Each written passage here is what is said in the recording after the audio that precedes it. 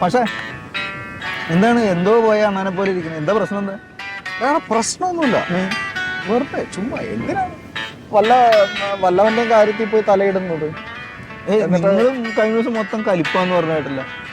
മറ്റേ ക്ഷീരോത്പാദന സഹകരണ സംഘത്തിലെ സൊസൈറ്റി എടാ അത് 10-72 വർഷമായ ഒരു സംഘടനയാണ്.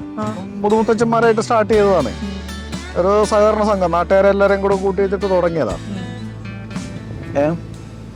നല്ലൊരു സഹകരണ സംഘമായിരുന്നു. എല്ലാവർക്കും ഞങ്ങൾക്ക് തന്നെ ഒരു ഫാമും സെറ്റപ്പൊക്കെ ഉണ്ട്. അത് മറ്റേ വയൽ അവിടെയല്ലേ? അതെയാണ്. എന്നിട്ട് അതിന്റെ പാല് കറന്ന് പാക്കറ്റ് ചെയ്യും, തൈരും അങ്ങനത്തെ സംഭവങ്ങളൊക്കെ ഉണ്ടാക്കുന്ന ഒരു സംഘടനയാണ്.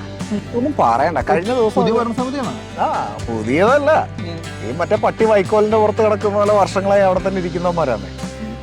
നമ്മളെ തോമസ് ചേട്ടനൊക്കെ ഉണ്ടല്ലോ. ഉണ്ട്. എന്നിട്ട് കഴിഞ്ഞ ദിവസം കെപ്രി ആശാനൊക്കെ കൂടി കമ്മിറ്റി മീറ്റിംഗിന്റെ ഇടയിൽ അടിക്കാനൊക്കെ ഒരുങ്ങി. ഇതിനൊക്കെ കയറും അവര് മറ്റേ എല്ലാത്തിലും ഉണ്ട്. ക്ഷീരോത്പാദക സഹകരണ സംഘത്തിലുണ്ട്. പിന്നെ റൺസ് എന്ന് പറഞ്ഞിട്ടൊരു ജിമ്മുണ്ട്, അതിനകത്തുണ്ട്. എല്ലാ കമ്മിറ്റിയിലും ഇവന്മാരുണ്ട്. ഒരു തേങ്ങ. പിന്നെ ആശാൻ ഭയങ്കര പഴയ ബോഡി ബിൽഡറൊക്കെ. വയറൊന്നും പറയണില്ല. അത് ഈ പവർ ലിഫ്റ്റർമാർക്ക് ബെൽറ്റ് കെട്ടുമ്പോൾ തള്ളി പിടിക്കാൻ വയറ് വേണം എന്ന് ഞങ്ങളുടെ ജിമ്മിലെ ആശാൻ പറഞ്ഞിട്ടുണ്ട്. അന്ന് അങ്ങനെ പറഞ്ഞിട്ട് പുള്ളി വയറ് സംരക്ഷിച്ചില്ല. ഇവിടെ എന്താ പ്രശ്നം?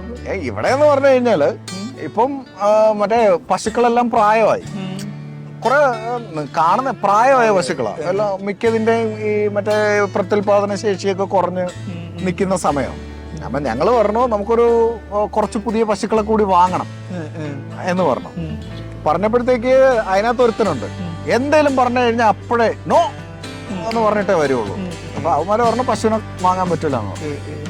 അപ്പോഴത്തേക്ക് സംഭവം പ്രശ്നമായില്ലേ. നമ്മൾ പറഞ്ഞു പശു ഉണ്ടെങ്കിൽ, കാരണം പണ്ട് 400-500 ലിറ്റർ പാൽ ഒരു ദിവസം കറക്കണ സംഘമാണ്. ഇപ്പൊ വന്ന് 100 ലിറ്ററിൽ താഴെ ആയപ്പോഴത്തേക്ക് ഇത് നടത്തിക്കൊണ്ടുപോണ്ടേ, വരുന്നവർക്ക് പാല് കൊടുക്കണ്ടേ, പല പ്രശ്നങ്ങളുണ്ട്. ഇതൊക്കെ ആയപ്പോഴത്തേക്ക് ഒച്ചപ്പാടും ബഹളമായെന്ന് പറഞ്ഞു കഴിഞ്ഞാല് ഒന്നും പറഞ്ഞിട്ട് കാര്യമില്ല. പിന്നെ പറഞ്ഞിട്ട് കാര്യമില്ല, വേറെ ആൾക്കാർക്ക് ഇതിന്റെ ഉത്തരവാദിത്വം ഏറ്റെടുക്കാനുള്ള മനസ്സുമില്ല. അങ്ങനെ ഈ സാധാരണ പണി പോലത്തെ പണിയല്ലോ. ഇവന്മാരൊരു പണിയും എടുക്കാറില്ല.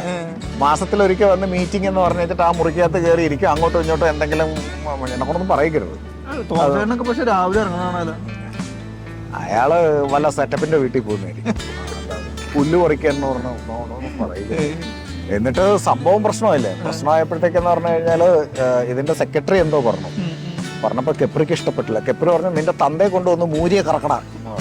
കെപ്രി സത്യത്തില് ഗുണാണ്ടനുണ്ടല്ലോ, മൂരിയെ കറക്കാൻ പറ്റൂല എന്നറിയില്ല.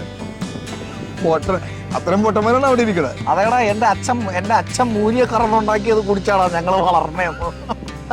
അവന്റെ അച്ഛൻ പാൽക്കാരനായിരുന്നു. അവന്റെ അച്ഛനല്ല, അവന്റെ അച്ഛന്റെ അച്ഛൻ പാൽക്കാരനായിരുന്നു. അത്രയും ബോധമുള്ള സെക്രട്ടറി ആയിട്ടിരിക്കണേ. അവൻ പറയാ എന്തിനാണ് ഇവിടെയുള്ള പശുക്കളെല്ലാം കറന്ന പാല് കിട്ടൂലേ എന്ന്. അവിടെ ഇപ്പം എന്ന് പറഞ്ഞു കഴിഞ്ഞാൽ കഴിഞ്ഞ 1-2 തവണയായിട്ട് പശുക്കുട്ടികൾ പ്രസവിച്ചുണ്ടായിരിക്കുന്നതെല്ലാം മറ്റേ മൂരിക്കുട്ടികളാണ്. അത് പറഞ്ഞപ്പോ പോലും ഇവന്മാര് പറയുന്നത് അതിനെ കറന്നാ പോലെന്നാ ചോദിക്കുന്നത്. ആശാനൊന്നും പറഞ്ഞില്ല. ആശാനൊന്നും പറഞ്ഞില്ല. ആശാൻ പാവം. ആശാൻ ആ സെക്രട്ടറിയുടെ പുസ്തകം പിടിച്ച് അവളെ തലയെ കുമ്പിട്ടിരിപ്പുണ്ടായിരുന്നു. എന്നിട്ട് ആശാൻ പറയാ ഇതെന്ന് പറഞ്ഞു കഴിഞ്ഞാൽ മറ്റേ വേതാളം കൂടിയ പോലെയാണ്. ചില സ്ഥാനങ്ങൾ അങ്ങനെയുണ്ട്, വേതാളം കൂടിയ പോലെ. നമ്മള് അത് ഏറ്റെടുത്ത് കഴിഞ്ഞാൽ പിന്നെ വെക്കാൻ പറ്റൂല.